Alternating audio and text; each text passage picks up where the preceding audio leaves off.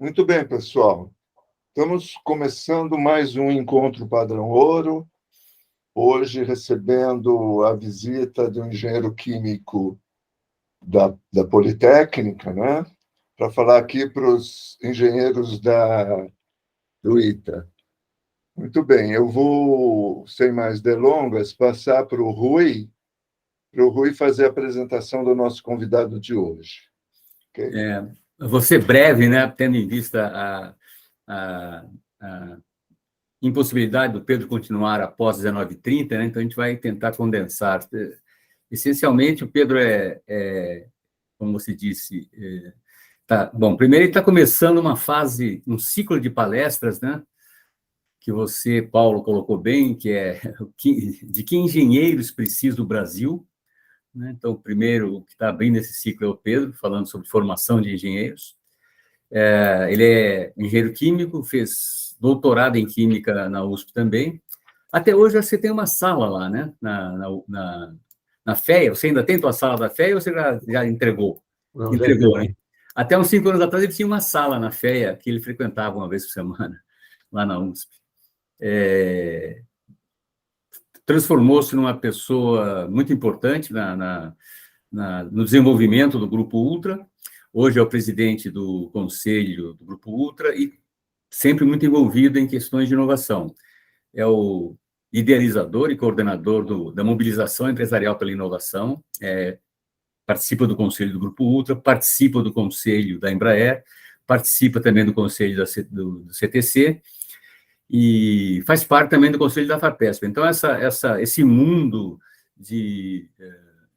a presença dele nesse mundo de pessoas preocupadas com a inovação, com a formação de recursos humanos, nos levou a pedir que ele começasse a conversa nesta nossa nova fase do ciclo, né, de que engenheiros precisam no Brasil. Então, Pedro, por favor. Só antes do Pedro... eu queria agradecer ao Pedro. Verdade. Né? Nós agradecemos imensamente a tua disponibilidade para conversar com a gente e, portanto, com você, Pedro, por favor. Obrigado. Vai. Bom, muito obrigado. É um prazer estar aqui falando com vocês, agradecer ao Rui, ao Paulo Inácio, o gentil convite. E eu pretendo falar aí alguma coisa perto de 20 minutos, meia hora, nesse intervalo, para depois a gente ter mais uma conversa, para não cansá-los também com uma série de informações e ideias aqui que eu coletei para dar início, digamos, a esse processo. Bom, eu queria começar, quer dizer, o tema basicamente é a formação de engenheiros do Brasil, né? Eu queria começar falando um pouco da demanda, né?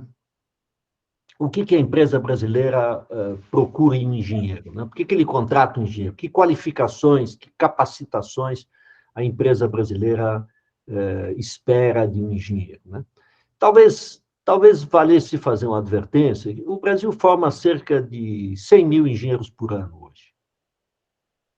E eu não vou falar dos 100 mil engenheiros por ano, eu vou falar do que as empresas esperam dos engenheiros, dos 10 mil engenheiros formados nas melhores escolas de engenharia do Brasil. Então, eu vou falar do que a empresa espera quando contrata um engenheiro que se formou no ITA, ou na Poli, ou na UFRJ, ou na Universidade Federal de Minas Gerais, ou no INSPER, ou mesmo na Escola de Engenharia Mauá, quer dizer, nas escolas que formam, digamos, a nata da engenharia brasileira. O que uma empresa espera de um formado de uma instituição dessa?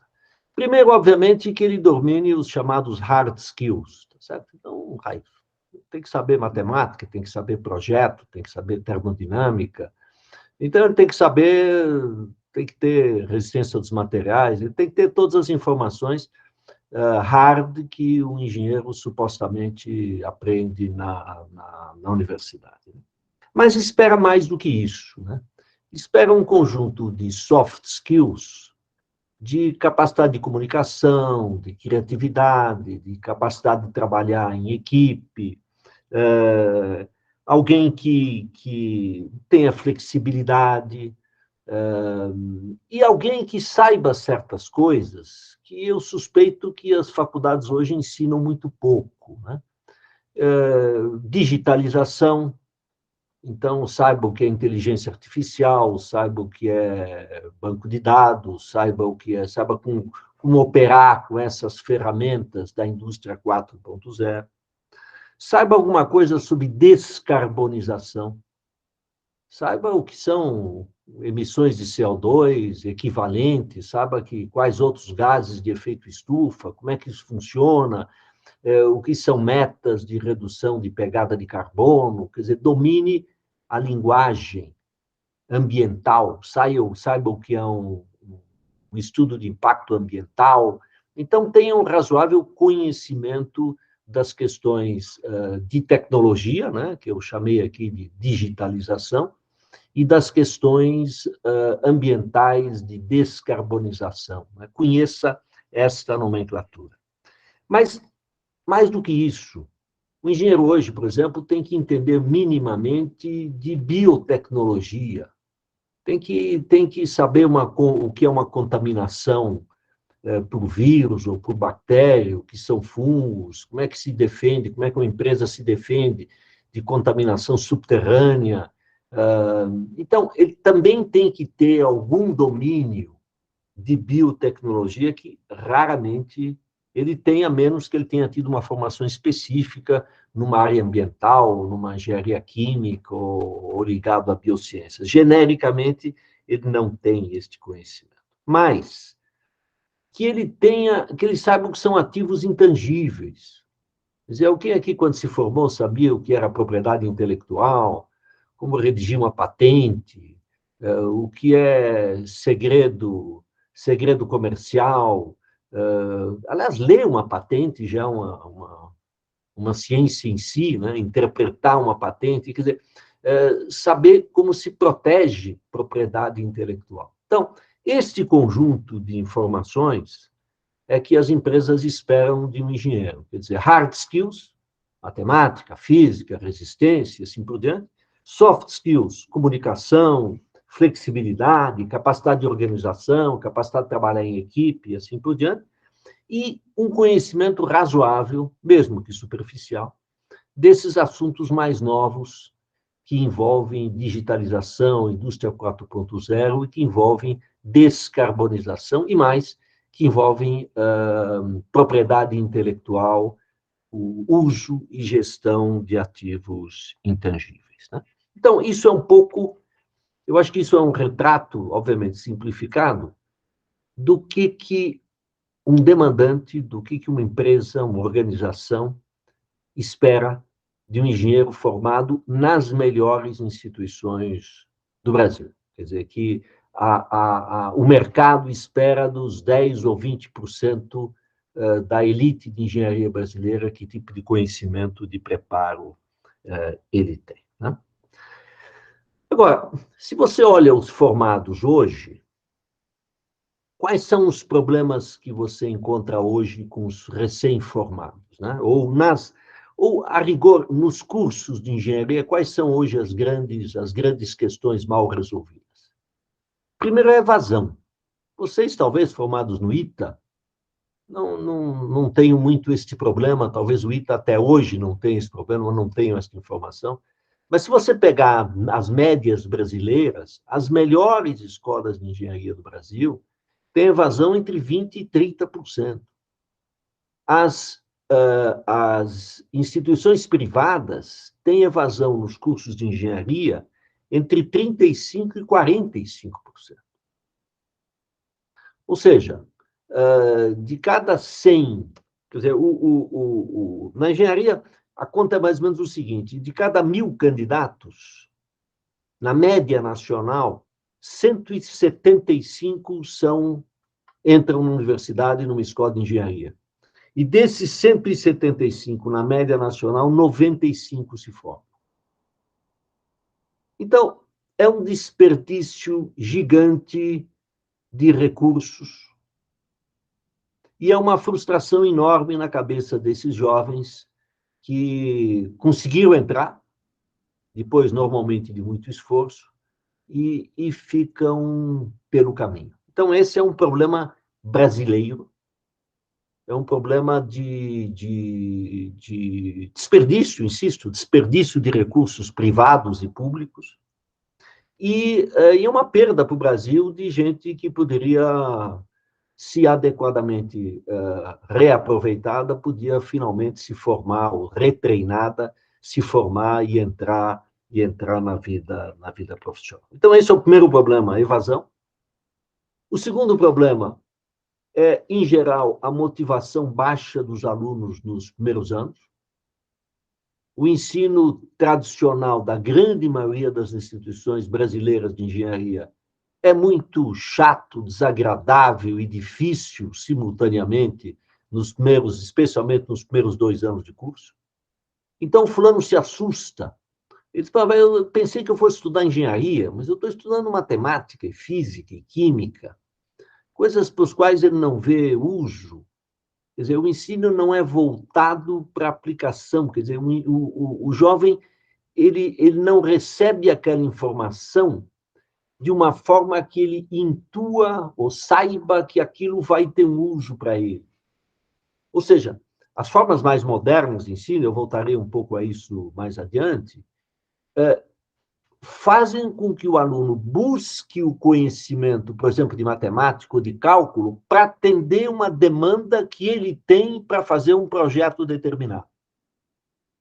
Ou seja, a matemática, a física, a química, a ciência dos materiais passam a ser instrumentos de trabalho para fazer um projeto, para desenvolver um processo, para definir um produto. Então, eles passam a ser meio e não fim. E, portanto, passam a despertar o interesse do jovem, porque ele vê desde logo que aquilo tem uso, que aquilo é importante, que aquilo é uma ferramenta de trabalho para ele, e, portanto, se ele quer ser um engenheiro, ele precisa saber daquilo, porque ele já percebe que aquilo faria falta para ele na solução de um problema específico. Então, a baixa motivação dos alunos nos anos iniciais pode e deve e precisa ser combatida, e é, diga-se de passagem, uma das causas da frustração e da evasão dos jovens, né?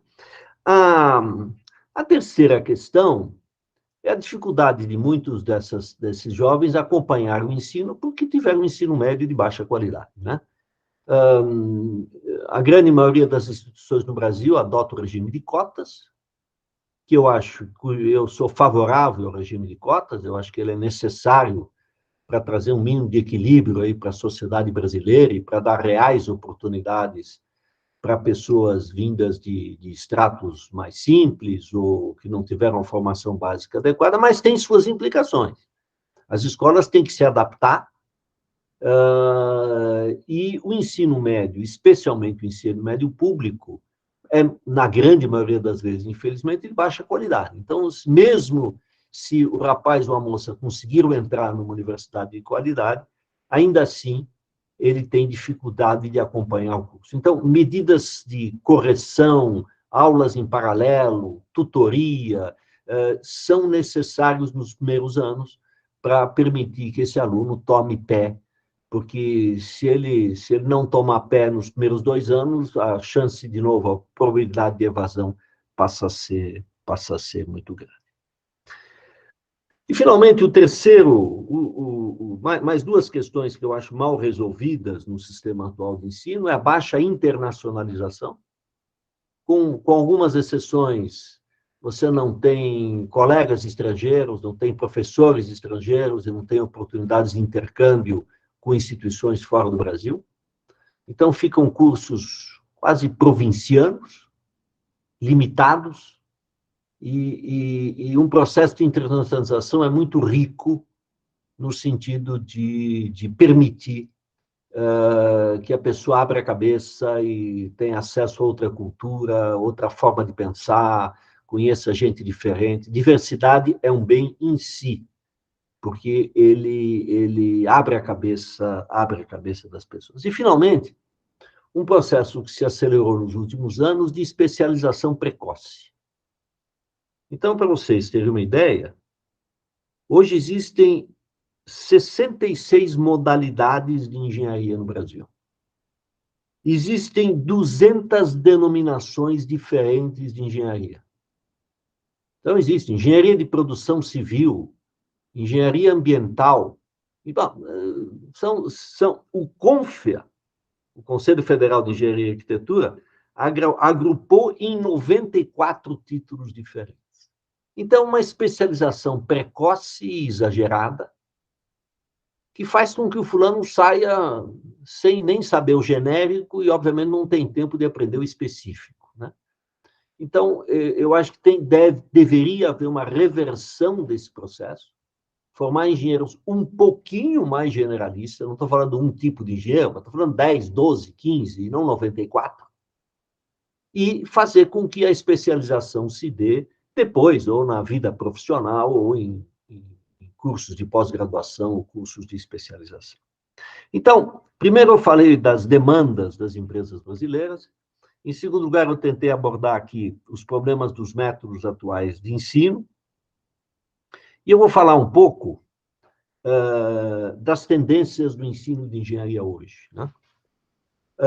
Hoje, tem muitas escolas inovadoras, e eu vou mencionar alguns exemplos. A tendência é que o estudo se dê em torno do projeto.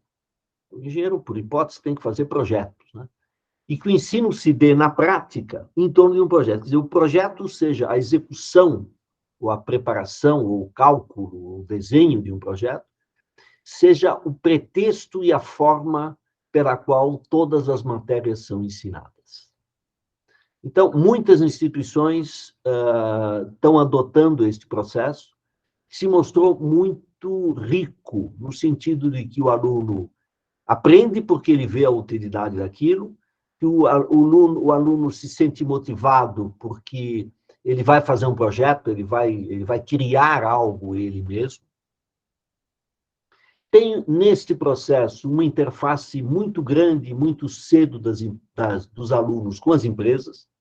Então, as empresas fazem encomendas, as empresas apresentam problemas para os alunos solucionarem, e em torno desses problemas, as disciplinas, mesmo as básicas, são desenvolvidas. Então, e as metodologias exigem uma nova capacitação dos docentes. Então, os docentes, em grande parte, não estão preparados para fazer um ensino inteligente. O ensino é aquele processo habitual da lousa, da preparação da aula, do aluno passivo. Então, o docente tem que sofrer uma reciclagem imensa, tem que aprender para poder dar aula segundo um sistema diferente, mais dinâmico, onde muitas vezes, em algumas disciplinas, o professor não dá aula, o professor é um tutor. Ele discute problemas. O estudo é feito individualmente pelo aluno na casa dele. A informação está disponível e de boa qualidade hoje. Então, o aluno é obrigado a fazer um estudo prévio, ele estudar o assunto previamente, e o professor desenvolve temas paralelos àquele assunto principal, tira dúvidas e abre debate e discussão na sala de aula. O que dá aos alunos, de novo, voltando ao primeiro item, melhora os soft skills dos alunos, os obriga a estudar antes e os capacita a participar de debates, discussões, formulações de perguntas, que é uma qualidade que o aluno passivo não desenvolve. E todos nós fomos aqui, em alguma escala na nossa vida acadêmica, alunos passivos. Desenvolvemos a capacidade de comunicação, muitas vezes, ou fora da aula, ou ao longo da vida profissional, ou, em muitos casos, temos nós, engenheiros, a reputação de nunca tê-los desenvolvido de fato, né? Que a gente encontra ainda muitos engenheiros cuja capacidade de comunicação é muito limitada. E, finalmente, falando em tendências no ensino de engenharia, é o uso do pessoal das empresas para dar aula.